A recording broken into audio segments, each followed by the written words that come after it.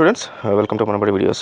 JEE mains complete అయ్యి advance NIT triple IT and జిఎఫ్టిఐస్లో join అవ్వాలనుకున్న స్టూడెంట్స్ అందరికీ కట్ ఆఫ్ ఎంత ఉంటుంది అని డీటెయిల్గా చెప్పబోతున్నాను. సో టోటల్గా ఐఐటీలో ఎన్ఐటీలో సీట్స్ ఎంత ఉంటాయి, సో కట్ ఆఫ్ అన్ని కేటగిరీస్లో ఎంత ఉంటాయి అని ఒక్కొక్కటి డీటెయిల్గా ఎక్స్ప్లెయిన్ చేస్తాను. సో పూర్తిగా వీడియో చూడడానికి అయితే ట్రై చేయండి.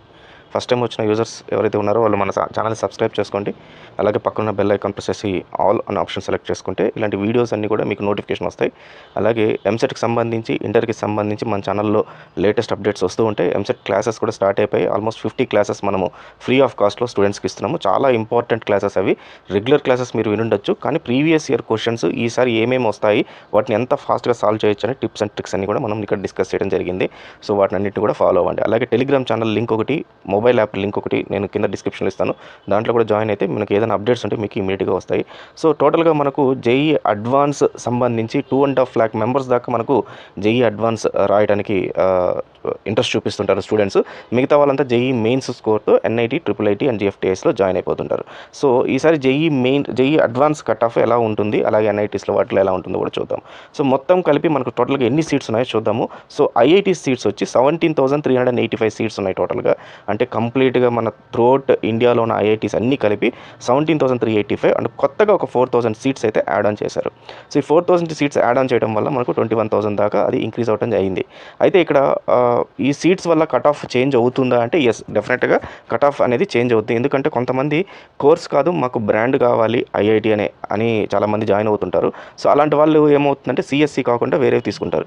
ఇప్పుడు మనకి 4,000 సీట్స్ వచ్చిన కొత్తగా వచ్చిన సీట్స్ కూడా నాట్ ఓన్లీ అంటే ఒక సిఎస్సి సంబంధించిందే కాదు, సో సిఎస్సికి అని కాకుండా ఇవి డిఫరెంట్ కోర్సెస్ వచ్చాయన్నమాట. దాంట్లో ఒకటి సైన్స్ అండ్ టెక్నాలజీ ఒకటి వచ్చింది ఐఐటి బాంబేలో. మద్రాస్లో వచ్చి ఈ mobility, medical engineering, then sustainability and సుస్థిర అభివృద్ధి, వాటర్ సెక్యూరిటీ అండ్ గ్లోబల్, తర్వాత ఇంజనీరింగ్ ఫిజిక్స్ బీటెక్ డిగ్రీ ఒకటి వచ్చింది ఐఐటి తిరుపతిలో.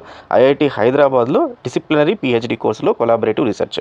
సో ఇవన్నీ కూడా బీటెక్తో పాటు మనకు రీసెర్చ్ కోర్సెస్ కూడా వచ్చాయి. దీంట్లో ఎక్కడ కూడా సిఎస్సి లేవు. సో సిఎస్సి లేకుండా జనాలు ఎవరైనా సరే ఈ 4,000 సీట్స్లో మాకు ఐఐటి బ్రాండ్ కావాలి, ఏ కోర్స్ అయినా ప్రాబ్లం లేదు అనుకుని పోతే మాత్రము సో డెఫినెట్గా మనకు కట్ ఆఫ్ అనేది ఖచ్చితంగా తగ్గుతుంది. ఎందుకంటే సీట్స్ మిగులుతాయి కాబట్టి. ఇన్ కేస్ ఒకవేళ కాకుండా ఇవి కాకుండా సిఎస్సికి అదే డిమాండ్ ఉంటే కట్ ఆఫ్ మాత్రం అయితే లాస్ట్ ఇయర్ ఎలా ఉంటుందో దానికన్నా ఇంకో 1-2% ఎక్కువ ఉంటుంది. ప్లస్ ఇంకొకటి గుర్తుపెట్టుకోవాల్సిన విషయం ఏంటంటే లాస్ట్ ఇయర్తో కంపేర్ చేస్తే మనకి ఈసారి స్టూడెంట్స్ ఎవరైతే రాశారో అది చాలా ఎక్కువ మంది రాయడం జరిగింది. సో ఆబ్వియస్లీ ఏమవుతుందంటే కట్ ఆఫ్ అనేది స్కోర్ ఎప్పుడైతే ఉందో అది ఇంక్రీజ్ అవ్వడం జరుగుతుంది. బట్ ఈ 4,000 సీట్స్ అనేది ఎలా ఇంపాక్ట్ చేస్తాయి అనేది మనం ఫైనల్లో అయితే చూడాలి. బట్ మొత్తం ఎక్స్పర్ట్స్ అంచనా మాత్రం ఈ రకంగా అయితే ఉన్నాయి మన కట్ ఆఫ్ స్కోర్స్కు సంబంధించి. So the expected cut off for 2024 అండి. So common rank list CRL తీసుకుంటే మనకు 90 నుంచి 91 దాకా ఉంటుంది. ఇది జనరల్ కేటగిరీలో మనకు 90 నుంచి 91 general cut of. General EWS 75 నుంచి స్టార్ట్ అవుద్ది minimum cut off. So 75 or 76 నుంచి ఇక్కడ నుంచి పెరుగుతుంటుంది. ఇప్పుడు 91 అంటే ఇది మినిమం అనమాట. ఇక్కడ నుంచి మీకు 99.99 దాకా కూడా వచ్చేస్తుంది మీకు. దెన్ 75 అనేది మినిమం నుంచి స్టార్ట్ అవుద్ది. ఓబీసీ ఎన్సీఎల్ నాన్ క్రీమిలియర్ వాళ్ళకి 73 నుంచి 74 నుంచి స్టార్ట్ అవుద్ది. దెన్ ఎస్సీ ఎస్టీ వాళ్ళకి 51, 52 నుంచి స్టార్ట్ అవుద్ది. సారీ, ఎస్సీ వాళ్ళకి మాత్రమే. దెన్ ఎస్టీ వాళ్ళకి 37 to 38 నుంచి స్టార్ట్ అవుద్ది. And PWD physically challenged students ఎవరైతే ఉంటారో వాళ్ళకి 0.001357 నుంచి స్టార్ట్ అవుద్ది. ఇది ఎక్స్పెక్టెడ్ కట్ ఆఫ్ ఫర్ 2024. అదేవిధంగా మనం 2023, 2022 చూస్తే ఈ రకంగా ఉన్నాయి. మనకు 2023లో కట్ ఆఫ్ జనరల్ కేటగిరీకి 90.77 నుంచి స్టార్ట్ అయింది. అంటే మనం ఇందాక ఇప్పుడు 91 అనుకున్నాము, 91, 92 ఎందుకంటే మనకు ఇది పెరిగింది కాబట్టి, స్టూడెంట్స్ కౌంట్ పెరిగింది కాబట్టి. ఓబీసీ వచ్చి 73.6114227 నుంచి స్టార్ట్ అయింది. EWS 75.6, PWD physical challenged 0.001357, SC వచ్చి 51.997 అండ్ ఎస్టీ వచ్చి 37.23. దిస్ ఇస్ 2023 అండ్ సంబంధించి 2022కి సంబంధించి మనకు కట్ ఆఫ్ 88.412 నుంచి స్టార్ట్ అయింది 2020లో. చాలా డిఫరెన్స్ ఉంది మనకు 2023కి 2022కి. మ్యాక్సిమం 100% టచ్ అయింది. ఈడబ్ల్యూఎస్ 63.1, 88.4, ఓబీసీ 67, 88.4 టచ్ అయింది. జనరల్ పీడబ్ల్యూడి సేమ్ అంతే ఉంది. దాని ఎస్సీ వచ్చి 43కి స్టార్ట్ అయింది, 88.4 టచ్ అయింది. ఎస్టీ 26 వచ్చింది, 88.4 టచ్ అయింది 2022లో. 2021 అండ్ 2019 కూడా ఇంచుమించు అంతే ఉన్నాయి. బట్ ఈసారి మాత్రం మనకు స్టూడెంట్ కౌంట్ పెరిగింది కాబట్టి ఖచ్చితంగా ఇది అయితే మనం ఇందాక డిస్కస్ చేసినట్టుగా 90-91 అనే జనరల్ కేటగిరీ స్టార్ట్ అవుతుంది. సో అది మినిమం స్టార్ట్ అయ్యే ఛాన్సెస్ అయితే ఉంది. ఎన్ఐటీకి సంబంధించి చూద్దాము. ఎన్ఐటీకి మనకు ఎక్స్పెక్టెడ్ కట్ ఆఫ్ ఈ రకంగా ఉంది. ఆల్మోస్ట్ జేఈ మెయిన్స్లో మనకు 22,732 నుంచి 42,403 అంటే 150 నుంచి 179 మార్క్స్ వచ్చిన వాళ్ళందరికీ కూడా సిఎస్సి కట్ ఆఫ్, ఇది ఎక్స్పెక్ట్ ఓన్లీ ఫర్ సిఎస్సి సంబంధించింది. మనము ఇది జనరల్ కట్ ఆఫ్ అండి, apart from CSE. And CSE cut off వచ్చి 714 నుంచి 51976. కేటగిరీ 1 అంటే టాప్ 10 ఎన్ఐటీస్ ఏవైతే ఉన్నాయో తిరుచిరాపల్లి, సురత్కల్, వరంగల్, రూర్కెలా, అలహాబాద్, జైపూర్, కాలికట్, నాగపూర్, సూరత్, కురుక్షేత్ర, వీటిలో మినిమం జేఈ మెయిన్స్లో 714 అనే ర్యాంక్, మినిమం 5976 ర్యాంక్ నుంచి మ్యాక్సిమం 714 ర్యాంక్ దాకా వీళ్ళందరూ దీంట్లో చేరడం జరిగింది. అలాగే కేటగిరీ 2 చూసి జనరల్ కట్ ఆఫ్ వచ్చి 19,259 నుంచి 53,853 కేటగిరీ 2. అండ్ ర్యాంక్ వచ్చి 7,244 అండ్ 14,394 దాకా మనకు సిఎస్సి కట్ ఆఫ్ వచ్చింది. ఎక్స్పెక్టెడ్ మార్క్స్ వచ్చి 200 నుంచి 215 వరకు.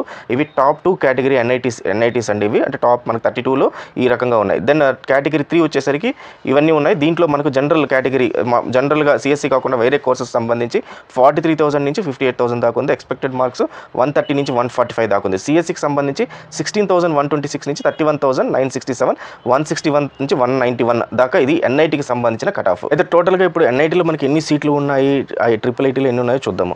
సో మనకి ఎన్ఐటీ క్యాంపస్లు 32 క్యాంపస్లు ఉన్నాయి. సో ఈ 32 క్యాంపస్కి సంబంధించి మనకు 23,994 సీట్స్ అయితే ఎన్ఐటీలో ఉన్నాయి. ఐఐటీ అయితే ఇందాక చెప్పినట్టు 17,385 సీట్స్ ఉన్నాయి.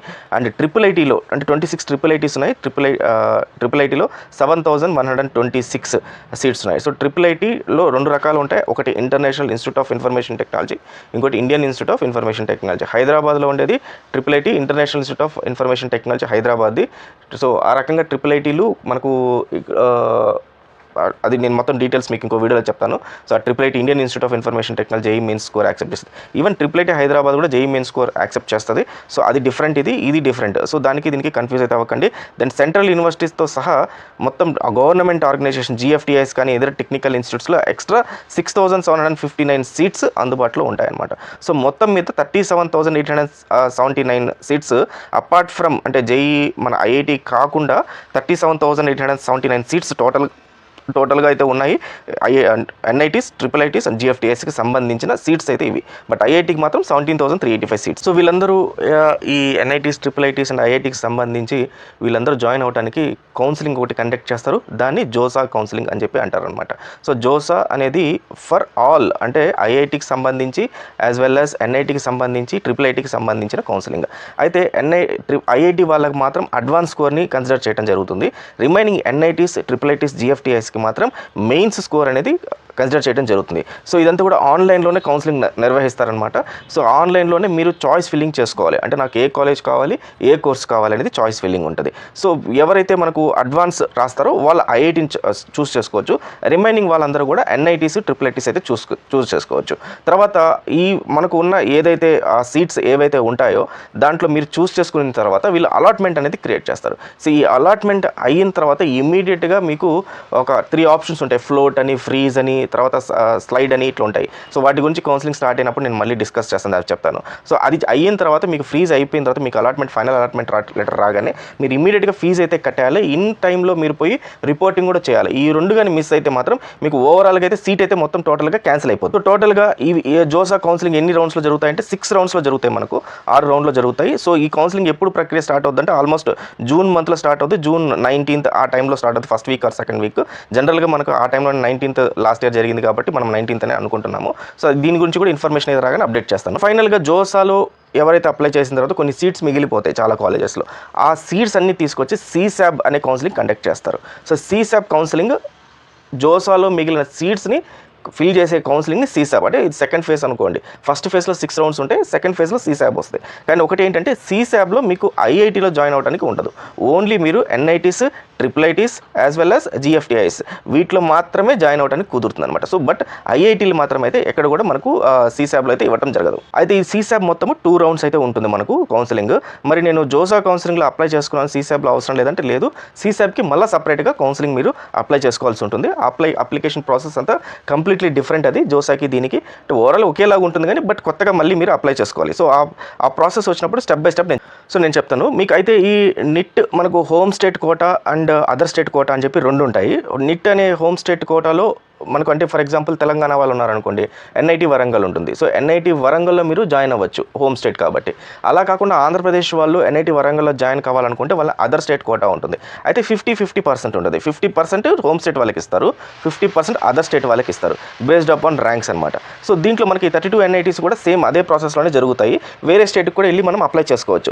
అయితే హోమ్ స్టేట్ కోటాలో మనకు ఫర్ ఎగ్జాంపుల్ వరంగల్ తీసుకున్నాం అనుకోండి, ఆంధ్రప్రదేశ్లో తాడేపల్లిగూడెంలో ఉంది. వరంగల్ తీసుకుంటే మనకు 15,000 లోపల మనకి ఇందాక చూపించినట్టు టాప్ 10లో ఉంటుంది, వరంగల్ టాప్ 3లో ఉంటుంది. 15,000 ర్యాంక్ అనేది ఫైనల్ కట్ ఆఫ్. అది అంటే 15,000 ర్యాంక్ జేఈ మెయిన్స్లో వచ్చి ఉండాలి మీకు. ఆ వచ్చిన వాళ్ళు మాత్రమే మనకు ఈ ఎన్ఐటి వరంగల్లో యాక్సెప్ట్ చేయడం జరుగుతుంది.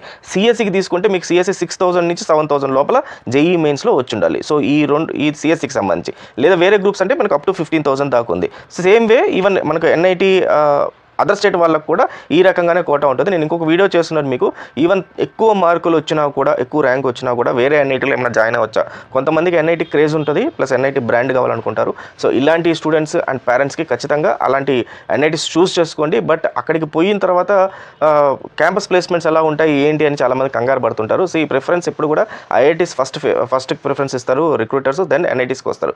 ఎన్ఐటీస్లో ఉండేది మొత్తం టోటల్గా 32 కాబట్టి 32కి ఈక్వల్గా స్ప్రెడ్ అవుతాయి. బట్ టాప్ 10 కేటగిరీలో ఏవైతే వస్తాయో వాటికి ఫస్ట్ ప్రిఫరెన్స్ ఇస్తారు, ప్లస్ శాలరీస్ కూడా అక్కడ ఎక్కువ ఉంటాయి అనమాట. రిమైనింగ్ వాటికి కూడా ఈక్వల్ ప్రయారిటీ అనేది రిక్రూట్మెంట్లో జరుగుతూ ఉంటుంది. సో ఫీ ఎలాగ ఉంటుంది అనేది మనం ఎన్ఐటీస్లో వాటిలో చూస్తే మనకు 62,000 నుంచి మనకు ఫీజు అనేది ఉంటుంది. దీంట్లో మళ్ళీ 1 lakh లోపల మీకు ఫ్యామిలీ టోటల్గా మీ ఇన్కమ్ ఉంటే, ఫ్యామిలీ ఇన్కమ్ ఉంటే అట్లాంటి వాళ్ళకి కంప్లీట్గా ఫీ అనేది వే ఆఫ్ చేస్తారు. అలా కాకుండా టోటల్గా పర్ యానము 1 lakh నుంచి 5 lakh లోపల ఉన్న విద్యార్థులకి ట్యూషన్ ఫీజులో ఆల్మోస్ట్ 33% కట్టించుకుంటారనమాట. అంటే ఆల్మోస్ట్ 66% మొత్తం కూడా వే ఆఫ్ చేస్తారు.